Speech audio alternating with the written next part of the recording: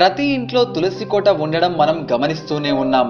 అయితే చాలా మందికి వస్తున్న సందేహం ఏంటంటే తులసిని ఏ వైపుగా ఉంచితే మంచిది అని. వాటికి సమాధానమే ఇది. సాధారణంగా తులసి 4 దిక్కుల్లో ఏ దిక్కున ఉన్నా ఇంటికి చాలా మంచిది.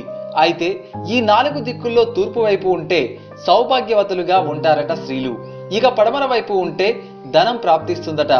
దక్షిణం వైపుగా ఉంటే మోక్షం వస్తుంది.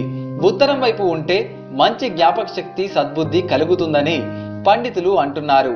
ఇక తులసిని పూజించే స్త్రీలు అత్యంత శుభ్రతను పాటించాలి.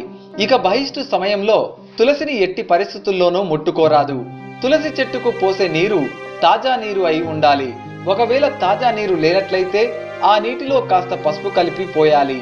మరీ ముఖ్యమైన విషయం ఏంటంటే మీరు తులసి చెట్టుకు దగ్గరలో తలదువ్వుకుంటే ఆ వెంట్రుకలు గనక పొరపాటున తులసి చెట్టుకు చుట్టుకుంటే మీరు అనారోగ్య